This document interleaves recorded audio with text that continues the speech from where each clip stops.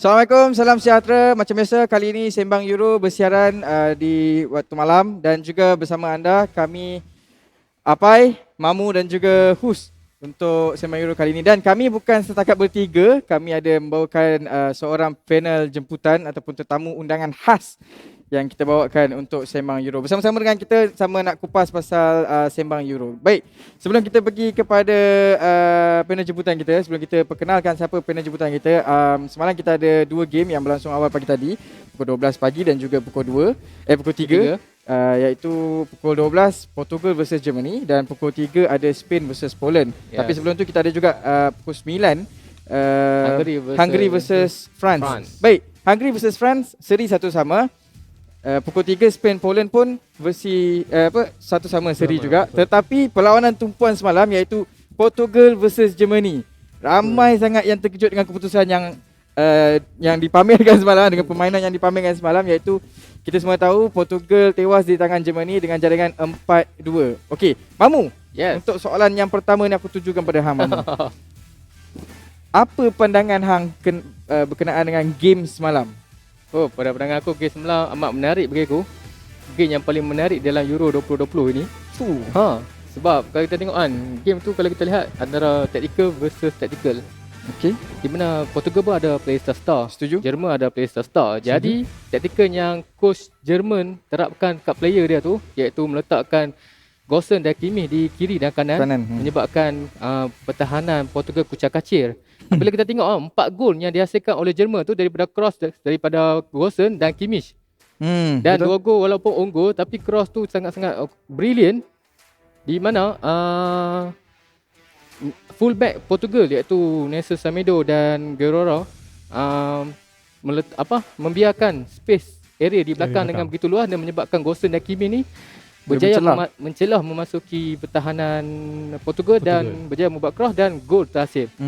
Baik, itu daripada Mamu. Hus pula, macam mana? Kau rasa puas hati tak dengan kekalahan Portugal semalam? Mestilah puas hati sebab penyokong Jerman. Jadi kita tengok semalam tu pada awal game, bagi aku rasa agak macam tak expect lah Jerman boleh menang. Sebab tengok first minit yang awal tu kita tengok Cristiano Ronaldo menjadikan gol dibantu oleh Jota. So macam aku ibarat macam ni Jerman macam tak boleh nak go ni, walaupun handling bola position Jerman kuasai mula-mula. Lepas tu tengok lepas jaringan 2 on goal, aku dapat lihat lah pemain-pemain Jerman ni semangat balik.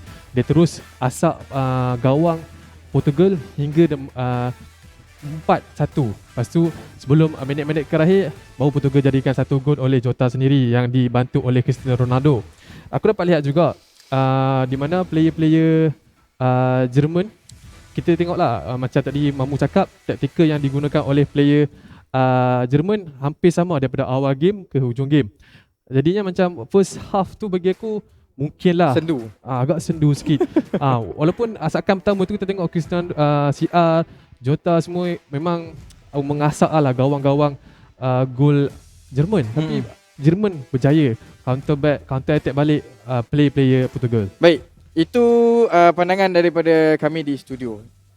Macam mana pula kita nak tanya panel jemputan kita pada hari ini, iaitu saudara Christopher Raj yang merupakan CEO bagi Shekinah PR agency bagi sports and event. How are you, sir? Bagus, Samai apa khabar? Khabar baik. Kami di sini baik-baik. Macam Hus pun dia cakap baik sangat. Dia tengok Portugal kalah pula. Super sangat Saya tengok Mamu pun bersemangat lah kat sana. Okay, Chris. So, you dah dengar Mamu dengan Hus share dia punya point of view berkenaan Portugal dan Germany. Tapi kita nak dengar juga as an expert dalam football especially, apa pandangan you mengenai game yang berlangsung semalam antara Portugal dan Germany? Ya, sudah tentu perlawanan yang dimainkan pada pagi ini, awal pagi semalam antara Portugal Germany, sebagai ramai yang mengharapkan merupakan satu perlawanan yang cukup sengit kerana kita tahu sejarah Portugal Germany ini dalam European Championship dan juga di Piala Dunia selalu memang begitu sengit sekali. Dan kita dapat lihat perlawanan semalam apabila tactical change dan juga formasi yang dilakukan sudah tentu membawa satu proses perubahan perlawanan yang begitu ketat sekali. Kita lihat bagaimana pasukan Germany ya yang mengawal perlawanan sejak mulanya whistle, high pressuring game, tidak memberi peluang untuk Portugal sebenarnya bernafas. Ya, walaupun Cristiano Ronaldo menjadikan gol pertama, tetapi kita melihat daripada gameplay yang ada itu begitu ketat sekali, begitu tidak ada masa, tidak ada peluang untuk mereka berfikir atau even bernafas ya. Setibanya Jota mendapat bola, kita melihat coach dan sebagainya terus pressure mereka dengan begitu ketat sekali, dan ini merupakan satu modern football yang memang tidak asing untuk pasukan Jerman ya, apabila mereka menggunakan konsep bola sepak seperti high pressure game, terutamanya dengan pemain-pemain muda sekali. Ya, kita melihat bagaimana Gosens, Kimmich ya yang membuat larian yang outplay defense Portugal banyak kali sekali. Betul. Ya. Ya. Dan juga kita melihat walaupun Ni Mamu nak Ya, tanya. ya. ya Kalau mahu. saya melihat kan performa yang ditampilkan oleh Gosens dan Kimmich kan, bagi saya sangat brilliant performance, kerana dua orang ni adalah punca gol pada Jerman dan punca betul. Portugal kalah. Bagaimana pandangan Sir? Ya. Betul, semua cross yang dilakukan oleh Gosens dan Kimmich ni juga yang menghasilkan gol-gol untuk pasukan Germany. Ya. Dan yang saya lihat satu aspek ni, walaupun Gosens dengan Kimmich ni dengan larian mereka, kita dapat melihat satu sikap permainan atau satu positive play by young players seperti mereka, di mana mereka boleh membuat larian-larian mendalam ke attacking third pasukan Portugal. Dan kita dapat melihat dalam beberapa gameplay situation tu, macam Portugal tidak tahu bagaimana nak kawal mereka. Ya, mereka macam terumbang-ambing boleh dikatakan. Betul. Ya, terutamanya apabila the ball comes to the third quarter tu, kita dapat melihat perbezaan yang cukup ketara.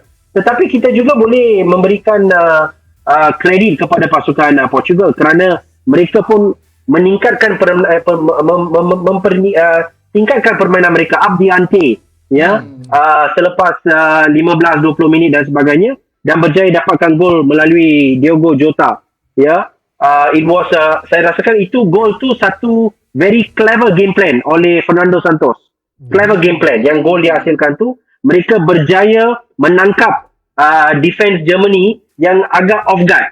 Ya, saya rasa mereka tidak melihat that move will happen and they really caught off guard.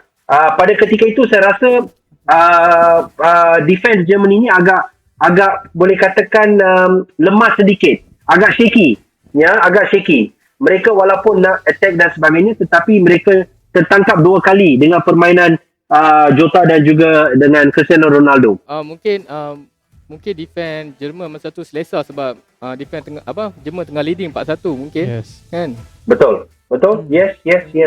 I think sometimes yang ni yang kita katakan apabila mereka last few minutes of the game tu concentration kena cukup kuat, mental kena kuat. So bila you mental tak kuat atau you're not concentrating enough, you get caught in that game lah. Betul. Okay, saya ada satu soalan. Kita tengok kan malam tadi dan sebelum ni pun kita tengok isu tentang VR lah. Kita tengok bola tu kemungkinan offside, tapi bila VR check tu tak offside kiranya. Apa pandangan Sir tentang VR ni? VR ni digunakan untuk membantu referee membuat keputusan-keputusan yang di mana mungkin mereka tidak begitu pasti. Tetapi seperti mana dalam perundangan bola sepak, keputusan referee yang dibuat itu ialah final. Betul. Ya, tidak boleh di-contest atau tidak boleh diprotes. Kita dah lihat banyak senario ya.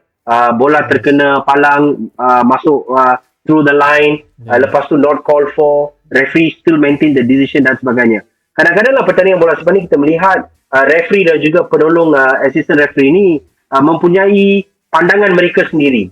Dan dalam saya punya pengalaman dalam bola sepak, walaupun di Piala Dunia dan Piala CONCACAF dan sebagainya, apabila sesuatu keputusan dibuat, hari seterusnya referee itu akan mempunyai satu sesi recovery.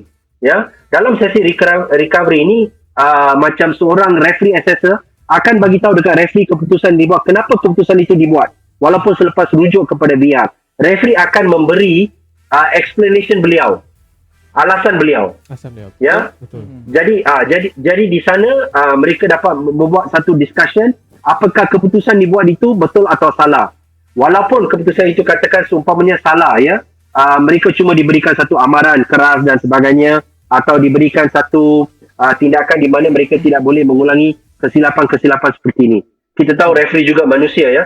Jadi kesilapan daripada seorang insan ni berlaku walaupun mesin itu menunjukkan yang betul, tetapi kadang-kadang alasan referee itu mempunyai satu alasan mereka tersendiri. Baik. Ya. Okey. Itu mengenai Portugal versus Germany. Kita nak pergi back sikit. Game sebelum tu iaitu Hungary versus France. Kita tengok performance Hungary kali ni. Kalau Chris, you boleh macam share tak kalau you ada point of view berkenaan dengan pasukan Hungary ni, sebab kita tahu Hungary ni bukan satu pasukan yang begitu gah di pesada dunia bola sepak, tapi bila menentang dengan pasukan yang orang kata memang top jugalah, top team untuk especially dunia, World Cup 2018. untuk Euro 2020 pun antara pasukan pilihan. Tapi bila game semalam seri satu sama. Komen Chris ni? Betul. Saya rasa kalau bukan gol Antoine Griezmann, mereka memang dah kalah lah. Out dah. Ya.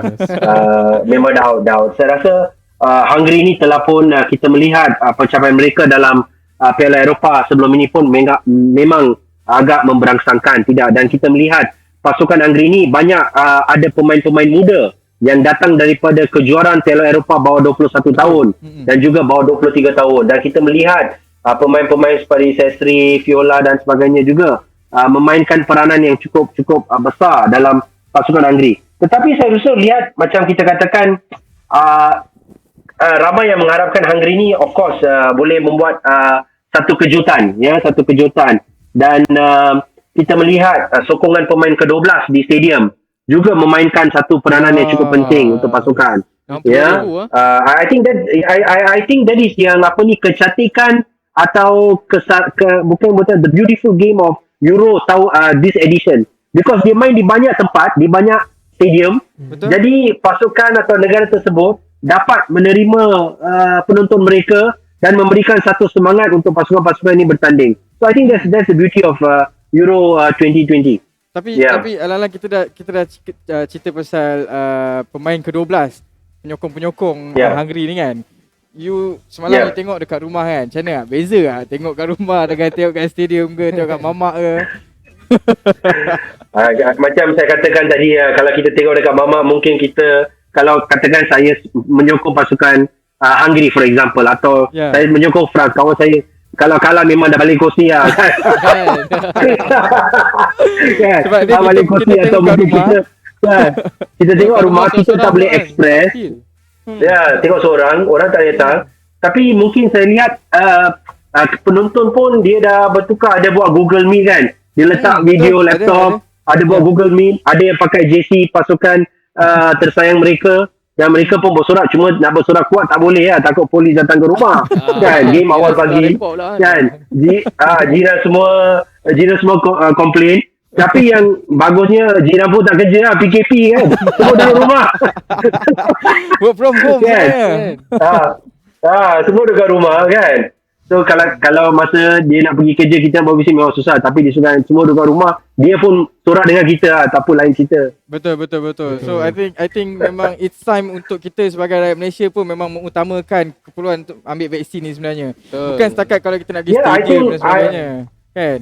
Betul. Saya rasa apa yang kita lihat berlaku di Eropah bukan untuk bola sepak saja, apa yang Mamu News, tetapi secara keseluruhan untuk sukan kembali seperti normal. Betul. Balik ke asalnya. Betul. Vaccine is the way to go. Ya, kita lihat di Copenhagen hari itu apabila Denmark bermain 48,000 penonton. Ya, Holland bermain 55,000. So maknanya individu penonton yang mengambil vaksin ini dibenarkan masuk ke stadium, tetapi mereka juga buat PCR test untuk menunjuk PCR keputusan PCR mereka 5 jam sebelum kick off di stadium. Itu merupakan satu norma yang kita terpaksa buat.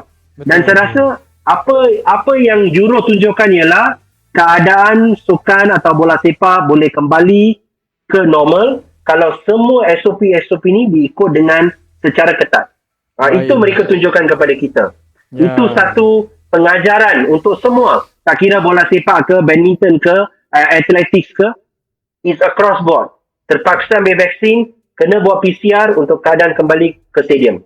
Betul. Okey. Setuju dengan Chris. Baik, kepada anda semua yang sedang menyaksikan Sembang Euro kali ini, dengar betul-betul apa yang Chris sampaikan ni, dan kita pun tengah bincangkan sebenarnya. Itu pentingnya vaksin untuk kita kembali kepada keadaan normal. I think it's not for only sports, tapi untuk setiap industri. Everybody. Kan? Untuk setiap orang, setiap industri, kita nak cari rezeki dan sebagainya. Baik. Betul. Untuk selepas ini kita ada beberapa game lagi, dan I think memang game-game yang ada sekarang ni memang orang kata it's not bukan kita nak kata unpredictable, tapi macam-macam keajaiban boleh terjadi. Tapi apa-apa pun kita nak ucapkan terima kasih kepada Christopher Raj selaku CEO Shekina PR sebab sudi bersama dengan kami dalam Sembang Euro kali ini. Dan if you ada any ucapan untuk penonton-penonton Sembang Euro, silakan. Pertama sekali saya ucapkan terima kasihlah kepada Sinar Harian untuk bagi saya peluang dan ruang untuk sembang Euro 2020, dan kita harap kepada semua yang menyokong pasukan-pasukan masing-masing, kita boleh melihat banyak perubahan bola sepak yang berlaku di antara bangsa. Kita boleh belajar daripada mereka, kita ambil apa yang kita boleh pelajari daripada permainan yang begitu cantik ini yang dipanggil bola sepak. Dan kita harap penonton-penonton jangan lupa Liga Malaysia juga akan bermula. Saya ambil kesempatan untuk minta semua yang sokong Euro, jangan lupa liga kita, liga untuk rakyat Malaysia akan kembali bulan depan, dan semangat yang kita ada untuk Euro ni kita pastikan juga untuk Liga Malaysia kita apabila mereka kembali. Betul. Terima kasih. Haria Penang Haria Mamu, gitu dia. Baik. Thank you so much Christopher sebab sudi bersama dengan kami hari ini. Thank you guys, thank you. Well done, good job. Kita jumpa lagi, mana tahu mungkin Chris akan bersama dengan kami dalam Sembang Liga Malaysia. Mana tahu? Boleh? Anytime. Baik. Terima kasih. Thank you so much Chris, dan kepada anda semua, aku rasa ini satu perbincangan yang bukan perbincangan lah, tapi satu lontaran pandangan dan juga perbualan yang aku rasa sangat informatif dan menarik sebab kita ada Chris hari ini. Bukan sebagai kita saja. Baik. Untuk itu aku rasa kita akhiri Sembang Euro kali ini dengan ucapan-ucapan seperti biasa. Dan aku mulakan dengan Mamu dulu, kalau ada apa-apa yang nak share. Okey, aku ingin walaupun Portugal kalah, kepada penyokong Cristiano Ronaldo especially jangan risau sebab Euro 2020 ni still menggunakan format yang sama, iaitu format 2016, di mana tempat ketiga, 4 pasukan terbaik tempat ketiga akan layak ke pusingan seterusnya. Jadi peluang masih cerah. Itu saja. Baik, Hus, silakan. Okey, bagi aku tak ada apa-apa sangat, cumanya macam mana Sir Christopher cakap tadi, kita kan menyaksikan bola di rumah di waktu malam. Jadi kalau waktu gol kurangkan bunyi kan, takut nanti jiran report. Itu je. Hashtag takut jiran report. Baik. Aku tak nak cakap banyak lagi, kita nak habiskan Sembang Euro ni. Tapi apapun, vaksinasi itu amat penting. Macam biasa, at the end of the Sembang Euro memang aku akan pesan benda ni. Jangan lupa daftar untuk ambil vaksin, dan juga jangan lupa untuk setiap kali check MySejahtera anda untuk tahu bila appointment date, dan bila dah dapat appointment date jangan ponting, atau bila terskip ataupun terlepas, kontak balik PPV berdekatan anda dan pastikan anda divaksinasi. Jangan takut.